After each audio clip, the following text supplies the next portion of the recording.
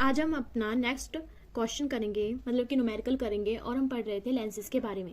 Lenses हमारे पास कितने types के होते हैं? लेंसेज हमारे पास 2 टाइप्स के होते हैं, कन्वेक्स लेंस और कनकेव लेंस। कन्वेक्स लेंस को हम कन्वर्जिंग लेंस बोलते हैं और कनकेव लेंस को हम डाइवर्जिंग लेंस बोलते हैं। कन्वेक्स लेंस में जो हम कन्वर्जिंग लेंस बोल रहे हैं उसका मतलब होता है कि वो रेस को एक जगह पर कन्वर्ज करके रखता है, और जो कनकेव लेंस होता है वो उसको डाइवर्जिंग लेंस इसलिए बोला जाता है क्योंकि वो रेस को डाइवर्ज करता है।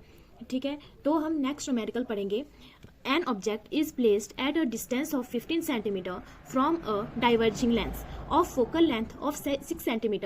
Find the nature and position of the image. अब देखो, आपको क्वेश्चन पढ़ के ही पता लग रहा है कि जो इसमें बताया गया है कि डाइवर्जिंग लेंस, तो इससे ही आपको पता लग जाना चाहिए कि यहाँ पे किस लेंस की बात हो रही है। अगर आप ये फाइंड आउट कर पाते हो तो उसी से आप अपना क्वेश्चन कर सकते हो। देखो, अब यहाँ पे डाइवर्जिंग लेंस की बात की गई है, मतलब कि ये कौन सा लेंस है? ये आपका कनकेव लेंस है। ठीक है, और कनकेव लेंस में हम फोकल लेंथ की साइड को लेते हैं जिस साइड को की इमेज बनती है। तो इमेज अगर हमारी बिहाइंड द लेंस बनती है तो जो है हमारा कौन सा साइन लगेगा? फोकल लेंथ के साथ माइनस में लगेगा।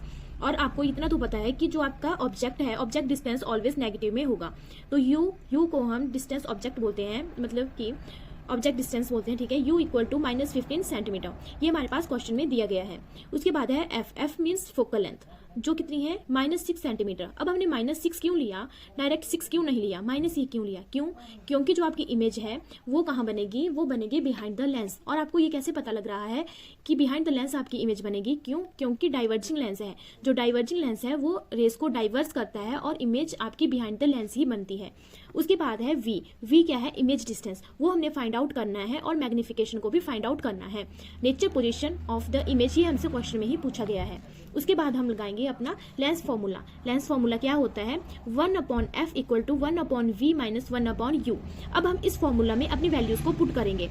1/-6, -6 कहाँ से आया? क्योंकि हमारे पास f जो है -6 है, तो हमने यहाँ पे -6 लिख दिया, इक्वल टू 1/v। जो फॉर्मूला में माइनस है वो माइनस हमने लगा दिया, और 1/-15। -15 कहाँ से आया? जहाँ से कि u जो है आपके पास -15 है। ठीक है, उसके बाद हमने ये ब्रैकेट ओपन की, तो ब्रैकेट ओपन होने के बाद यहाँ पे प्लस हो गया। ठीक है, उसके बाद हमने वैल्यूज को एक साइड कर लिया और जो हमने फाइंड आउट करना है उसको दूसरी साइड कर लिया, तो हमारे पास ये वैल्यूज आई। और उसके बाद हमने इनका एलसीएम लिया। एलसीएम लेने के बाद हमने मल्टीप्लिकेशन की, तो ये हमारे पास -2 -5/30 आ गया। और इसको सॉल्व करने के बाद हमारे पास +5 6 7 और बड़ी डिजिट के साथ आपका माइनस है, तो यहाँ पे माइनस लिख दिया है, -7/30। तो इसके बाद v हमारे पास आ गया -30/7, ये हमारे पास इमेज डिस्टेंस आ गया। उसके बाद है मैग्निफिकेशन, और मैग्निफिकेशन का फॉर्मूला आपको पता है कि मैग्निफिकेशन का फॉर्मूला क्या होता है? m equal to v/u, v image distance and u object distance, equal to -30/7। ये हमने v लिखा, मतलब कि इमेज डिस्टेंस लिखा अपॉन ऑब्जेक्ट डिस्टेंस ये लिखा। ठीक है, जब हमने इसको अरेंज किया तो -30/7 इंटू 1/-15, माइनस के साथ माइनस कैंसिल हो गया, 15 2 30, तो हमारे पास क्या आ गया? m equal to 2/7। ठीक है, तो ये हमने डायग्राम बनाया है कि ये डाइवर्जिंग लेंस है, तो डाइवर्जिंग लेंस मीन्स की कनकेव लेंस, और जब रेज जा रही है तो ये डाइवर्स हो रही है और जो आपकी इमेज है वो बिहाइंड द लेंस बन रही है। ठीक है, तो कैसी इमेज बन रही है? जो आपके ऑब्जेक्ट से कैसी इमेज बन रही है? डिमिनिश्ड बन रही है। और कैसी होगी? इरेक्ट होगी। अगर इरेक्ट है तो साथ में क्या होगा? वर्चुअल। ठीक है, और आपकी इमेज कहाँ पे बन रही है? Behind the lens.